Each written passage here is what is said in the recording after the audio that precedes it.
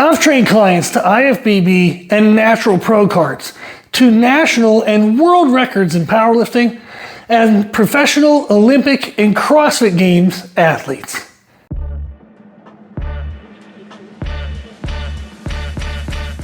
And in today's workout, I kicked my own butt. I did posterior legs. I've been splitting my leg day into glute, hamstrings, and calves on one day, and then quads with a quad dominant compound movement and calves again on a second day. I like this because it allows me to give better quality of effort to each of those groupings. When I try to train my legs all as one unit, usually the quads or the hamstrings or the glutes, one of those doesn't get a great emphasis because I'm fatigued by the time I get to it. And then if I rotate those, I feel as though I'm not getting the best stimulus for maybe the quads often enough or the hamstrings often enough. I like it better when I split them apart. So for today's workout, I started with lying hamstring curls and I paired that with calf raises. I don't always do calf raises first in the workout. Sometimes I'll do them last. I like to kind of play back and forth, and I complement that with whatever I do on my quad day. So since calves were first in this workout, they'll be last on the quad day. Then after that, I went into my compound movements for hamstrings and glutes, which were dumbbell RDLs. Since my hamstrings are pre-fatigued for that, I do feel my hamstrings stretch really good in that movement. And then I paired that with machine hip thrusts, which is going to be more glute dominant than hamstring dominant.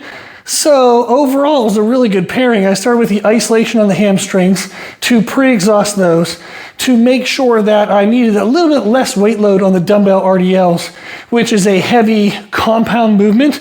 Since I like to limit my core development, when I used to do competitive powerlifting, I had a pretty thick midsection in order to do my heavy squats and deadlifts, so I'm wanting to bring that in. So now I pre-exhaust my compound movements. So doing the hamstring curls before the RDLs lessen the weight load that I would need in the RDLs, and I do those for higher repetitions.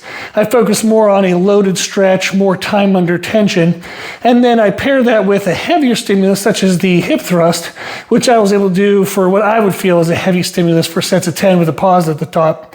And that combination all together really helps me drive the hamstrings further into fatigue and failure by the end of the workout by adding the glutes along the way. But then it also pre-fatigues the two major movements, so I don't need as heavy weight load so I can limit the core development. So there's a lot of layers in this workout, but it works really well for me. So if you want to give it a try, it's a really good one. You'll grow really good hamstrings, really good glutes, really good quads, and it limits your overall core thickening as well. So that was a good workout. I did 3 hard working sets on all 4 movements, so just 12 total working sets for the day. Worked really well, very happy with it. If you have any questions or comments, put them in the comment section below. That's it. Thank you for watching.